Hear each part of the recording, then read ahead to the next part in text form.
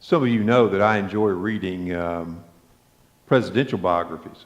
I know the throwers do as well. I think you've visited most of the presidential libraries, right? All of them. There you go. All of them. Far ahead of me on that. They're fascinating to read, and good biographies are fascinating to read because they not only cover a period of time of that particular president's administration, but also they give you a little bit of the history that shaped that particular individual before they became president. And they're often very fascinating stories and give you a broad cross-section of American history. One particular biography that is noteworthy is one written by the British American Edmund Morris, who wrote a biography about Ronald Reagan. He was given unprecedented access by the Reagans into the Reagan White House. One of the first to actually be able to follow around and interview multiple times a sitting president, at least at that time.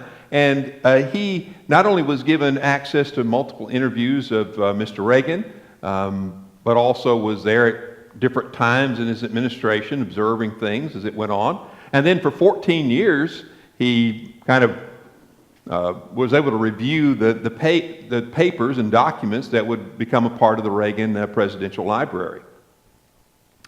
Morris, at the end of that time, wrote one of the most controversial biographies that had been written about a president. What made it controversial, it's called Dutch, a memoir of Ronald Reagan, was his unusual approach.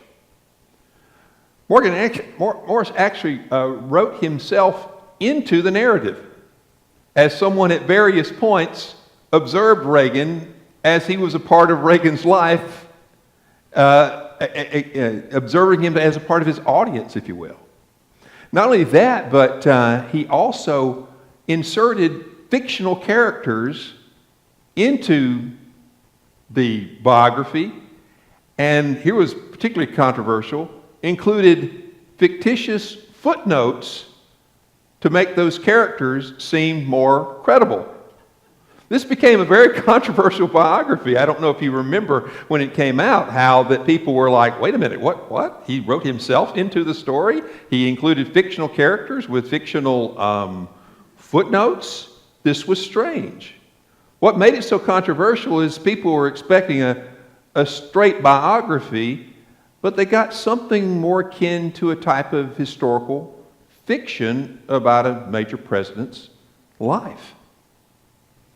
This same confusion can affect us when we read the Gospels. When people read the Gospels, they're assuming in many cases that they're reading straight biography about Jesus. Matthew and Mark and Luke and John. 4 different versions of that story, the story of Jesus. It's not straight biography. It's not history, as we often presume, but something very creative taking place by 4 different authors. Mark's the oldest. You hear me talk about this from time to time. Matthew used Mark as his base text, but then added his own take, his own stories, and perhaps his own source that he had to make a longer gospel than Mark's version. And then Luke, we're not sure if he was aware of Matthew, but at least he used Mark's gospel for his as well as his own sources. But when we come to the Gospel of John, we see something entirely different taking place. John's gospel is so different from the others that when you read it consciously, you notice immediately this author, the last of our 4 of our gospels, is doing something different than the other 3. We call the other 3, at least biblical scholars call them the synoptics. That's a fancy way of saying they see together. Synoptic. Well, John from the very beginning was called a spiritual gospel because he departs considerably from the way Jesus is portrayed in the other 3 gospels. I'll just give you a few examples before I get into the text this morning. When you read the Gospel of John, you'll notice that Jesus' ministry lasts about 3 years. The other 3 Gospels, the ministry of Jesus barely lasts a year. But for John, Jesus goes to Passover at least on 3 different occasions. Why is that so? Because in the Gospel that we call John, the Passover is very important because Jesus is introduced by John the Baptist, and John the Baptist says, "Behold, the Lamb of God that takes away the sin of the world."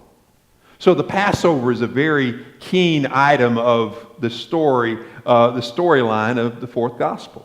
So he includes it 3 different occasions, a much longer ministry than you would ever get the idea from reading the other 3 gospels. The Passover is important to him. Another reason, when you read the Gospel of John, Jesus dies on a different day of the week than he does in Matthew, Mark, and Luke. You want to know why?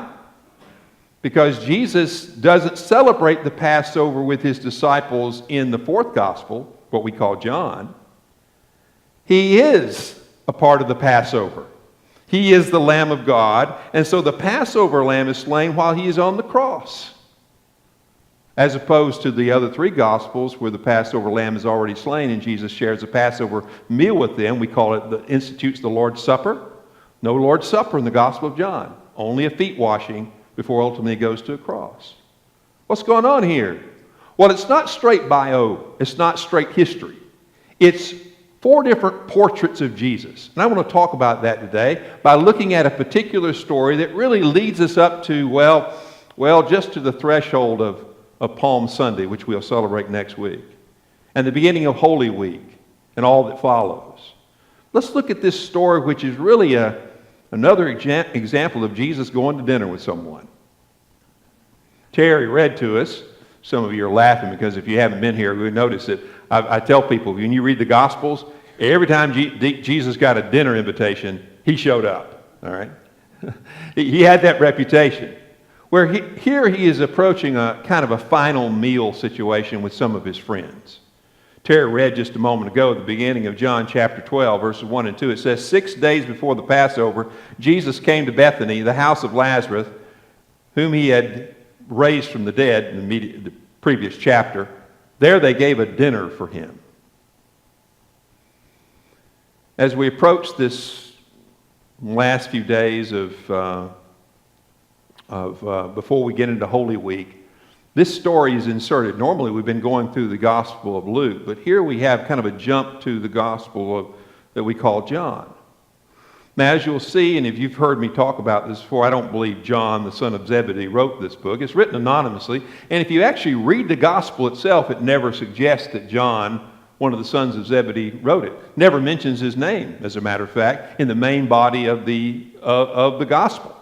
The only time the sons of Zebedee are mentioned, and they're mentioned without saying who they were, James and John, they're mentioned in the last chapter, chapter 21 of John's Gospel, as we call it.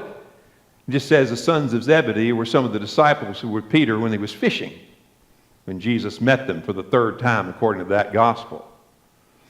The idea that John wrote it was really a tradition based on a bishop by the name of Papias who suggested that John wrote it. But it's not a very strong argument, in my opinion, because if John would have written it, surely he would have given us some indication that he had done so. After all, he was one of the inner circle. But yet no place in the Gospel are we ever told that John, one of the sons of Zebedee, wrote it. Well, who did? I don't know. I don't think we know. I don't think we can know. But I do think we can learn something about some of the particular themes that this author wants to emphasize, and I want to try to tell you why they're important by the time this sermon is over. So let's look at the story for a moment. We're told that Jesus is invited to dinner at the home of Martha and Mary and Lazarus of Bethany. Bethany is only about 1.5 miles east of Jerusalem. He is approaching Jerusalem for that final visit, that final time before he'll ultimately be crucified and buried and raised. So here they give him invitation. Now, if you know anything about the storyline, the sisters named Martha and Mary are found in the synoptics, in Mark and Matthew and Luke. But only the fourth gospel, the gospel we call according to John, mentions Lazarus. Now, that's a significant point that I want to mention.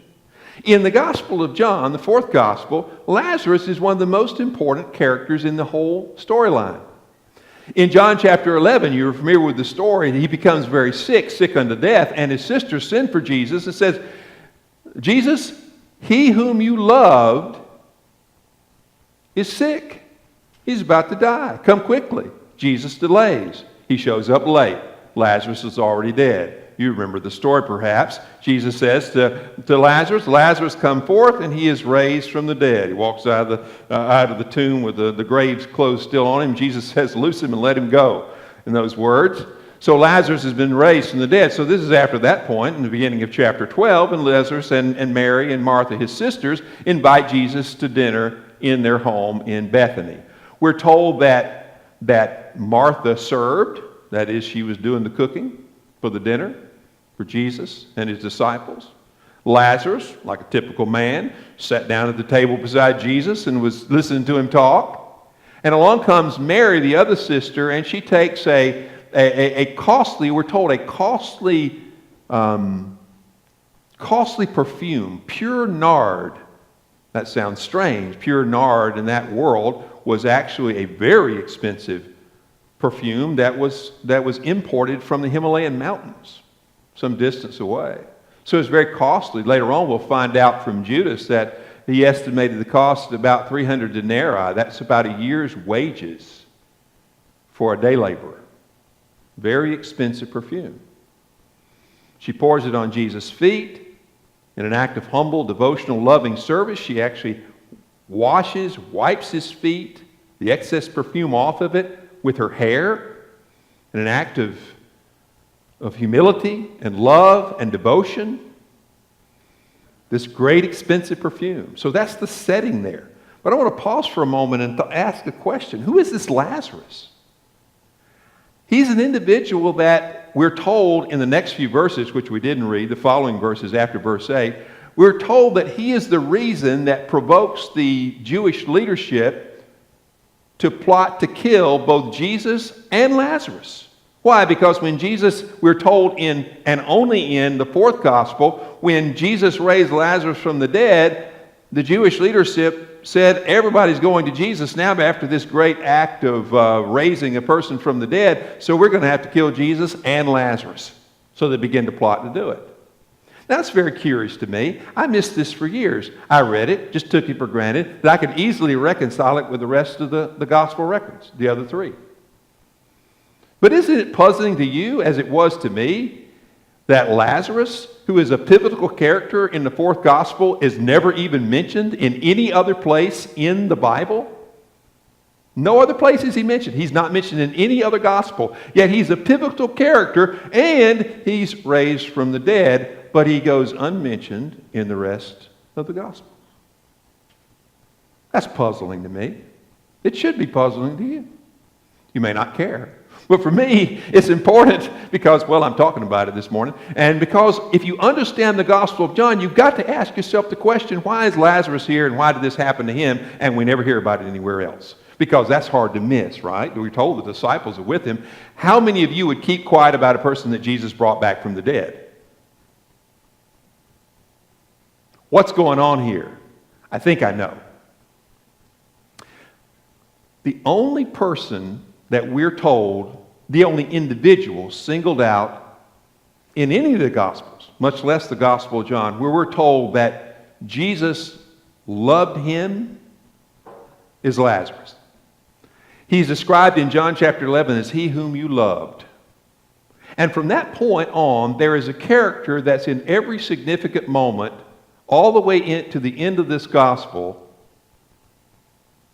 who is called he whom you loved. He whom you loved. The beloved disciple. Now, traditionally, we said that must be John, because there was a tradition out there that said John wrote it, so it must be John, because it sounds like he's the key source, the key inside, the insider, if you will, who is kind of giving the information about what's really going on. He's the one that Jesus whispers to about who would betray him. We know it as Judas Iscariot. But nowhere else in the Gospels are we told that Jesus told anyone, really, who was going to betray him.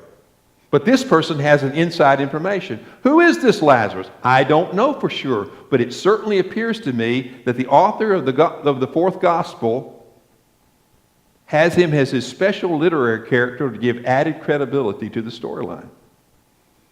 I don't know any other conclusion to bring. That this Lazarus was someone that this author, in an effort of telling his story the way he did, inserts him into the story to have him there as his key witness. Very similar to what Edwin Morris did. It may seem confusing to us when we read this or we think about this. But if you look closely, you'll see what the gospel writers are doing here. They're trying to give you a little bit of information to shape a portrait of Jesus that they had that was very powerful to them, that helped instill a sense of belief and confidence in Jesus as the Christ. So we have Martha, and we have Mary, and we have Jesus. But then we have another character in the story. And that's the second one I want to focus on for a moment. When the scent of Mary's perfume fills the room, we're told that Judas, the son of Simon Iscariot, criticizes her wastefulness. But then we're informed parenthetically that what Judas really wanted was the money in the common purse because he was stealing it. You hear the story? This is the only place in our Gospels where we're told that Judas was doing this. That might surprise you. Once again, this is unique to the fourth Gospel. And Judas is here watching this costly perfume being poured out on Jesus' feet in this act of devotion, and all Judas can think about is the money that's being lost here. So Judas comes up with the idea that, hey, we should be really giving this money to the poor, not wasting on Jesus' feet. He says, this costly perfume, all the way from the Himalayan mountains, could have been sold for 300 denarii, a whole year's wage for a day laborer. That's a lot of money. But we're told in parenthetical statements, two of them, that Judas really wasn't serious. He was the keeper of the common purse, the keeper of the bucks, the money box. And his real motive was not to save money so it could be given to the poor. His real motive was he wanted more money in the money bag so he could siphon it off through his embezzlement. This is unique, again, to the fourth Gospel. Judas Iscariot is betrayed. Now, if you go back and read the Gospel of John, you'll notice that from the beginning, Jesus says that one of you is a devil. And Jesus is portrayed in John's Gospel as kind of knowing who that was all along. So finally we get to that final night when Jesus is about to wash everybody's feet. And you remember what he says to Judas? Well, he sends him away. And it says that Satan entered his heart. And he went out to betray Jesus. The fourth Gospel never mentions that Judas betrayed Jesus for money. Other Gospel says it's 30 pieces of silver. No mention of that here. But here in the fourth Gospel, and only in the fourth Gospel, Judas Iscariot, we're told, is really embezzling the funds from the common purse. Once again, unique to this Gospel. But there's more. There's one other character, the most important character in the entire story. Who is it? Jesus, right? Jesus responds to Judas criticizing Mary, by telling him to leave her alone because she bought the costly perfume in anticipation of his impending death. Now, in the story, Jesus is clearly suggesting he knows where he's going. And he sees this act by Mary as her saving this costly perfume up until the time when she could anoint him in anticipation of his death and his burial, according to keeping with Jewish burial customs. So he rebukes Judas. And he praises Mary for this extraordinary act of devotion, acknowledging that at this moment, anointing him for his coming death and burial is more important than giving the money to the poor. This gives us a little insight into the way the fourth Gospel portrays Jesus. In the fourth Gospel, Jesus is portrayed in a part of the expression in an egocentric way that is far different than the other Gospels. Throughout Mark and Matthew and Luke, Jesus hardly ever says anything about himself.